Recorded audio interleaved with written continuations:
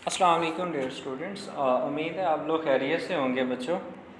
अच्छा स्टूडेंट, हमने ना आज चैप्टर नंबर 3 का नेक्स्ट टॉपिक डिस्कस करने हैं, arterial and venous system. Also we can discuss in this lecture cardiovascular disorders. अच्छा जी, अब सबसे पहले तो हम देखते हैं कि आर्टेरियल क्या होती हैं। हमने लास्ट टाइम ये देखा था कि जो आर्टरीज़ हैं, ब्लड वेसल्स हैं, वो तीन डिफरेंट टाइप्स में डिवाइड होती हैं, जिसमें एक टाइप जो है वो आर्टरीज़ की है। आर्टरीज़ जो हैं वो ऑक्सीजनेटेड और डीऑक्सीजनेटेड दोनों तरह के ब्लड को कैरी करती हैं toward the heart and toward the overall body. ठीक है, यानी ओवरऑल बॉडी की तरफ भी ब्लड को ले जाती हैं। अब ब्लड वेसल्स एंड सर्कुलेशन क्या है, इसमें हम ये देखते हैं कि ये जो आर्टेरियल सिस्टम है, इसमें कौन सी कौन सी आर्टरीज़ इंक्लूड हैं और ये ब्लड को कहाँ से कहाँ तक और कैसे लेके जाती हैं। लाइक अगर हम ऑक्सीजनेटेड ब्लड की बात करें तो इसमें ना हम अब सर्कुलेशन की बात करें तो सर्कुलेशन जो है ना वो आमतौर पर दो तरह की इन आर्टरीज़ में हम डिस्कस करते हैं, जिसमें एक है बच्चों पल्मोनरी सर्कुलेशन और दूसरा है सिस्टमैटिक सर्कुलेशन। अब पल्मोनरी सर्कुलेशन का मतलब क्या है। पल्मोनरी सर्कुलेशन में बच्चों क्या होता है कि जो पल्मोनरी ट्रंक्स हैं, पल्मोनरी ट्रंक्स मीन आर्टरीज़ जो हैं, ये क्या करती हैं, राइट वेंट्रिकल से ब्लड डीऑक्सीजनेटेड ब्लड लेके लंग्स की तरफ जाती हैं। पल्मोनरी आर्टरीज़ क्या करती हैं, डीऑक्सीजनेटेड ब्लड कहाँ से, राइट वेंट्रिकल से लेके मीन के हार्ट से लंग्स की तरफ ब्लड लेके जाती हैं, लेकिन कौन सा ब्लड लेके जाती हैं, डीऑक्सीजनेटेड। क्लियर है। अगर हम सिस्टमैटिक सर्कुलेशन की बात करें तो सिस्टमैटिक सर्कुलेशन में क्या होता है, ऑक्सीजनेटेड ब्लड जो है उसकी इसकी सर्कुलेशन होती है। ऑक्सीजनेटेड ब्लड कहाँ से, लेफ़्ट वेंट्रिकल से लेके अरोटा की तरफ, लेफ़्ट वेंट्रिकल से अरोटा की तरफ जो ब्लड की सर्कुलेशन है उसे हम क्या बोलते हैं, सिस्टमैटिक सर्कुलेशन। क्लियर है बच्चों। अच्छा जी, अब ये जो सिस्टमैटिक सर्कुलेशन है इसकी आगे ना मेजर तीन डिफरेंट ब्रांचेस हैं। ठीक है, अब तीन डिफरेंट ब्रांचेस कौन कौन सी हैं, इसमें एक आ जाती है बेटा हेपेटिक आर्टरी, जिसमें हम लीवर को डिस्कस करते हैं। दूसरी है बेटा renal arteries like kidneys and third है फिमोरल आर्टरीज लाइक लेग्स। अच्छा जी स्टूडेंट, अगर हम वेन्यूज़ सिस्टम की बात करें तो वेन्यूज़ सिस्टम में क्या होता है कि इसमें भी बेसिकली दो सिस्टम है। एक है दो तरह की सर्कुलेशन होती है बच्चों, एक है पल्मोनरी सर्कुलेशन और दूसरी है सिस्टमैटिक सर्कुलेशन। अब इसमें जो पल्मोनरी सर्कुलेशन है, वेन्यूज़ मतलब वेन्स, ठीक है। अब पल्मोनरी वेन्स क्या करती हैं, ये ऑक्सीजनेटेड ब्लड लेती हैं फ्रेश, कहाँ से, लंग्स से। लंग्स से ऑक्सीजनेटेड फ्रेश ऑक्सीजनेटेड ब्लड लेके लेफ़्ट एट्रियम, हार्ट के लेफ़्ट एट्रियम की तरफ लेके जाती हैं। ठीक है, और ये काम कौन कर रही होती है, पल्मोनरी वेन्स। ठीक है, और इस प्रोसेस को हम पल्मोनरी सर्कुलेशन बोलते हैं।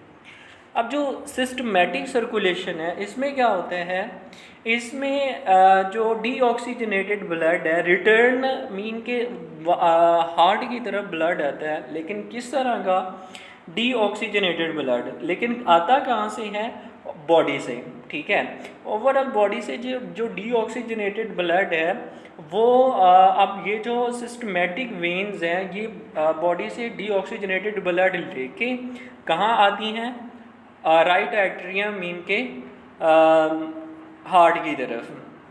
क्लियर है। इसमें आगे बच्चों जो है ना वो तीन डिफरेंट टाइप्स आ जाती हैं, सुपीरियर वीना कावा, इंफोरियर वीना कावा एंड हिम्पैटिक पोर्टल सिस्टम। क्लियर है। अच्छा बच्चों, यहाँ पे ना मैंने इन सब को, यानी पीछे जो हमने कॉन्सेप्ट पढ़ा है वेन्स का और आर्टरीज़ का, उनको यहाँ पे ब्रीफली जो है वो थोड़ा टेबल्स की फॉर्म में एक्सप्लेन किया गया है। लाइक अगर हम आप लोग देखें तो फर्स्ट में पल्मोनरी आर्टरीज़ हैं, टाइप इनकी कौन सी होती है, ये किस टाइप की होती हैं, आर्टरी की टाइप की होती हैं। और ये कौन सा ब्लड कैरी करती हैं, डीऑक्सीजनेटेड। इनका ओरिजिन क्या होता है, राइट वेंट्रिकल, और डिस्टिनेशन इनके ब्लड को कहाँ से लेके कहाँ जाती हैं, लंग्स की तरफ लेके जाती हैं। प्राइमरी फंक्शन जो इनका है, यानी कि इनका प्राइमरी काम जो है वो ये है कि ये ब्लड को send blood to the lungs for oxygenation.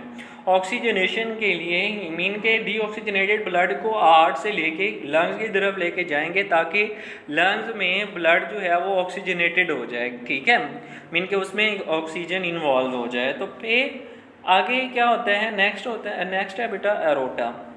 Aorta भी क्या है, आर्टरीज़ हैं, लेकिन ये क्या करती हैं, ये भी ऑक्सीजनेटेड ब्लड को कैरी करती हैं, लेकिन कहाँ से, लेफ़्ट वेंट्रिकल से होल बॉडी की तरफ। लेफ़्ट वेंट्रिकल से ये ब्लड लेती हैं, कौन सा, ऑक्सीजनेटेड, लेकिन और फिर इसको डिस्ट्रीब्यूट कर देती हैं। ये इसका फंक्शन है कि ब्लड को होल बॉडी ऑर्गन्स में ये क्या कर देती हैं, डिस्ट्रीब्यूट कर देती हैं, ठीक है, मीन कि कौन, एरोटा।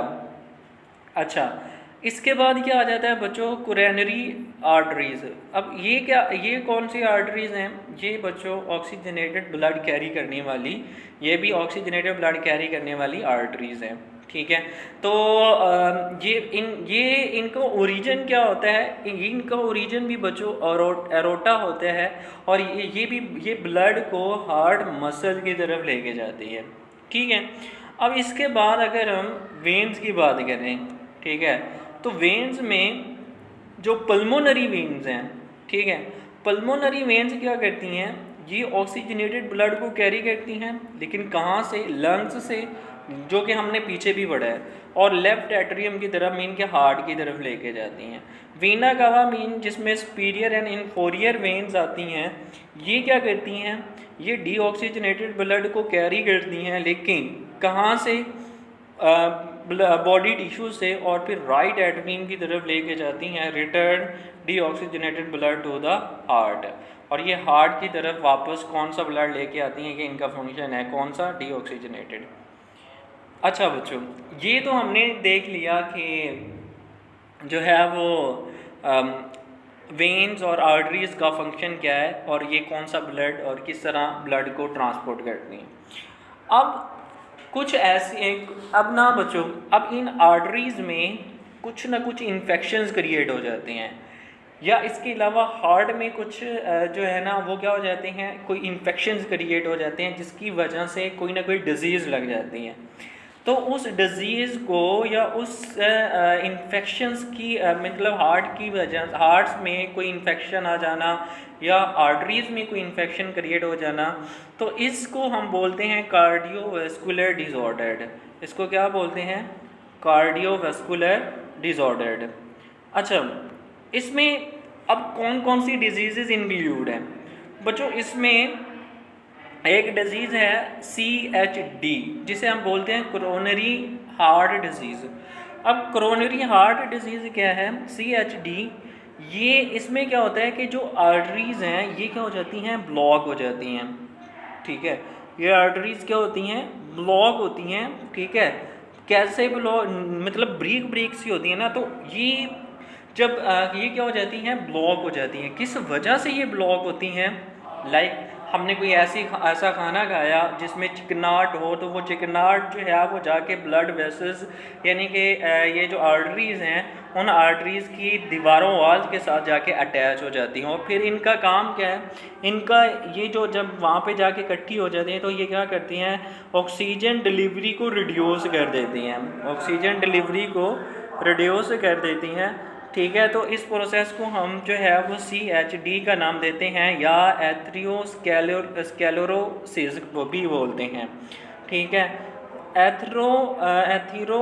एथेरोस्क्लेरोसिस क्या है, अकामुलेशन ऑफ फैटी डिपॉजिट, यानी कोलेस्ट्रॉल प्लग इनसाइड एट्रियल वाल, यानी दीवार यानी वो ये जो वेसल्स हैं इनकी दीवारों के साथ अगर कोई चिकनाहट वगैरह जिसको हम फैटी फैट्स भी बोलते हैं वो अगर डिपॉजिट हो जाते हैं या कोलेस्ट्रॉल बढ़ जाता है, जिसे हम प्लग्स का मतलब भी यही है कि कुछ ना कुछ चिकनाहट वगैरह बन जाती है, तो इसको हम एथेरोस्क्लेरोसिस बोलते हैं। ठीक है, एट्रियोस्क्लेरोसिस क्या है, इसमें general hardening and loss of elasticity in arterial wall. इसमें क्या हो जाती है कि वाल जो हैं वो हार्ड हो जाती हैं, किसकी, आर्टरियल की। ठीक है, और उसमें जो इलास्टिसिटी है वो क्या हो जाती है, लूज़ हो जाती है, और यूँ जो है वो हार्ट यानी वेसल्स या आर्टरीज डिजीज़ क्रिएट हो जाती हैं। ठीक है, इसके बाद बेटा नेक्स्ट जो डिज़ीज़ है वो क्या है, मायोकार्डियल इन्फेक्शन। मायोकार्डियल इन्फेक्शन क्या है, अगर when a blood clot forms over a atherosclerotic plug completely blocking blood flow to the part of the heart muscle। इसमें क्या होता है बच्चों कि जो इसमें इसका मैकेनिज्म ये है कि ये जो मतलब आर्टरीज़ हैं उनको ये कम्प्लीटली तौर पर ब्लॉक कर देती हैं। ठीक है, जब आर्टरीज़ कम्प्लीटली तौर पर ब्लॉक हो जाएंगी तो फिर उसमें क्या होगा, अब ब्लड का फ्लो क्या हो जाएगा, कम हो जाएगा, ब्लड क्लॉटिंग हो जाएगी। ब्लड क्लॉटिंग से क्या होगा, आर्टरीज हमारी कम्प्लीटली तौर पर ब्लॉक हो जाएगी। ठीक है, तो अब इस तरह की अगर कोई डिजीज़ बन जाती है तो इसकी सिम्टम्स क्या हैं। लाइक इसकी सिम्टम्स में सबसे बड़ी सिम्टम्स जो हमें शो होती है वो है एक चेस्ट पेन, ठीक है, प्रेशर, टाइटनेस हमारे जो आर्म हैं बाजू उनमें टाइटनेस आ जाती है, नेक में टाइटनेस आ जाती है। ठीक है, हमारे जबड़ा जो है वो दर्द करने लग जाता है, सांस लेने में दुश्वारी होती है। ठीक है, और इस तरह की अगर हमें जो सिम्टम्स अगर शो होना स्टार्ट हो जाएं तो इसका मतलब ये होता है कि हमें जो है हमारी आर्टरीज जो हैं वो ब्लॉक होना स्टार्ट हो गई हैं। ठीक है, तो इसकी इमरजेंसी केयर क्या है कि हमें क्लॉट डिज़ोल्विंग ड्रग्स लेनी होंगी, हमें फ़ौरन एमरजेंसी मतलब कि फ़ौरन जो है वो किसी डॉक्टर के साथ के पास रुजू करना चाहिए ताकि वो ऐसी हमें ऐसी हमें मेडिसिन्स दे जिससे जो है वो हमारा ब्लड क्लॉटिंग ये जो ब्लॉकिंग हुई होती है आर्टरीज की में वो क्या हो जाए, उससे हमें खसारा मिल जाए। ठीक है, इसके बाद एक और डिज़ीज़ है बेटा, क्या है, एंजीना पेक्टोरेसिस। अब ये एंजीना पेक्टोरेसिस क्या है, एंजीना पेक्टोरेसिस एक टेम्परेरी चेस्ट पेन है, यानी टेम्परेरी है लेकिन है क्या, चेस्ट पेन। ठीक है, इससे क्या होता है हमारा इससे भी हमारी जो ब्लड सप्लाई है वो क्या हो जाती है, कम हो जाती है। ठीक है, इसकी वजह क्या बनती है, मतलब चेस्ट पेन की, कि जब ब्लड सप्लाई जो है वो रिड्यूस हो जाए, कम हो जाए, तो उससे हमारा जो चेस्ट है वो टेम्परेरी तौर पर पेन करना स्टार्ट कर देता है, जिसको हम एंजीना बोलते हैं। ठीक है, तो अब इसकी अगर सिम्टम्स की बात करें तो इसकी सिम्टम्स क्या है, बहुत हमें स्क्वीजिंग होना स्टार्ट हो जाती है। ठीक है, हैवीनेस, हमें भारीपन महसूस होता है। ठीक है, हमें जो चेस्ट है हमारा उस पर कुछ प्रेशर सा फील होता है। ठीक है, और शोल्डर जो हमारे हैं उनमें ना पेन होना स्टार्ट हो जाती है। इसी तरह हमारी नेक जो है और बैक साइड जो है और साथ में आर्म्स की अगर हम बात करें तो इनमें क्या होता है, पेन होना स्टार्ट हो जाती है। तो अगर इस तरह की पेन हमें फ़ील हो तो ये जो है वो एंजीना टाइप डिज़ॉर्डर की अलामत है। ठीक है, अब इसकी मेडिकेशन क्या है, इसकी मेडिकेशन ये है कि हमें फ़ौरन तौर पर किसी न किसी ऐसे डॉक्टर के पास रुजू करना होगा जो कि हमें ऐसी मेडिसिन प्रोवाइड करे जो कि ब्लड क्लॉटिंग या जो मतलब ब्लड सप्लाई का इशू आ रहा है उसको अंडरस्टैंड करके हमें उस तरह की मेडिसिन प्रोवाइड करें। अच्छा बच्चों, अब इसके बाद अगर हम इसके हार्मफुल इफ़ेक्ट की बात करें, अगर इस तरह की डिजीज़ बन जाएं तो इनके हार्मफुल इफ़ेक्ट क्या हो सकते हैं, एक्सेलरेट प्लग। अब जो लाइक हम क्या करते हैं, स्मोकिंग करते हैं लेटर, तो स्मोकिंग से क्या होता है कि बहुत सारे हमारी जो ब्लड हमारी आर्टरीज़ हैं या वेन्स हैं उसके उनके अंदर जो है वो प्लग बन जाते हैं, ठीक है, और एथरोस्क्लेरोसिस की के चांसेस बढ़ जाते हैं, जिसकी वजह से जो है वो मतलब कि डेथ के चांसेस भी बढ़ सकते हैं, ठीक है। और इस तरह की मतलब कि लाइक अगर हम स्मोकिंग की बात करें तो स्पेशली स्मोकिंग करने से जो बीमारी एथरोस्क्लेरोसिस है इसके चांस बढ़ जाते हैं, ठीक है। अगर हम ब्लड क्लॉट्स की बात करें तो अगेन बात ये आ जाती है कि दूसरा स्मोकिंग क्या करती है, ये हमारे जो प्लेटलेट है उनको भी platelets aggression smoking increase platelet aggregation making blood sticker and dramatically boosting the risk of blood clots in coronary arteries. अब जो स्मोकिंग है ये क्या करती है, जो कोरोनरी आर्टरीज हैं उसमें प्लेटलेट के एग्रीगेशन को क्या कर देती हैं, इंक्रीज़ कर देती हैं, ठीक है। उससे क्या होता है कि ज़ाहिर बात है ब्लड क्लॉटिंग होगी तो उससे भी डिफरेंट तरह की डिजीज़ लगने के चांसेस होते हैं। और इसी के साथ जो लाइक अगर कार्बन मोनोऑक्साइड की अगर हम बात करें तो इससे क्या होता है कि ये जब हमारे ब्लड में इंक्लूड हो जाती है तो इससे हमें इससे जो ऑक्सीजन है उसकी कमी हो जाती है, ठीक है। जब ऑक्सीजन की कमी होगी तो उससे भी हमें जो है वो सांस लेने में क्या हो सकती है, दुश्वारी हो सकती है, और भी कोई बहुत तरह और भी डिफरेंट तरह की डिजीज़ लगने के चांसेस हैं। अच्छा, अब बात ये कि अगर हमें कार्डियोवैस्कुलर डिजीज़ अगर हमें इनका चांस हो, ठीक है, या हमें इनसे बचना हो तो उसके लिए हम कौन कौन सी चीज़ें जो हैं या कौन सी ट्रीटमेंट है या इस तरह के डिजीज़ से बचने के लिए हम कौन सी एहतियात बरत सकते हैं, वो क्या है कि एक तो नंबर 1 ये कि हमें हेल्दी फूड इस्तेमाल करनी चाहिए, ठीक है, जो कि सबसे प्राइमरी बात है कि हमें हमेशा तौर पर जो है वो अपनी फूड को हेल्दी रखें, ठीक है। उन चीज़ों से बचें जिनमें फ़ैट्स ज़्यादा होते हैं, ठीक है, ज़्यादातर फोकस करें वेजिटेबल्स पर, ठीक है।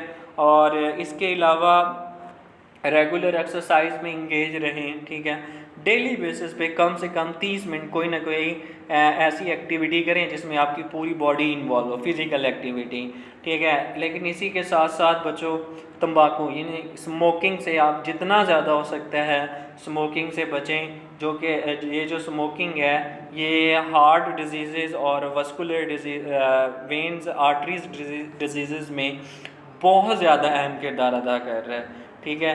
रेगुलर हेल्थ स्क्रीनिंग अपनी body blood pressure, blood glucose, cholesterol level को रेगुलरली जो है वो डिटेक्ट करें, मोनीटर करते रहें, ठीक है, ताकि जैसे कि अब अगर आप लोगों को इन चीज़ों में कमी या ज़्यादती की कमी फील हो तो आप फ़ौरन तौर पर इसका कोई ना कोई इलाज निकालें।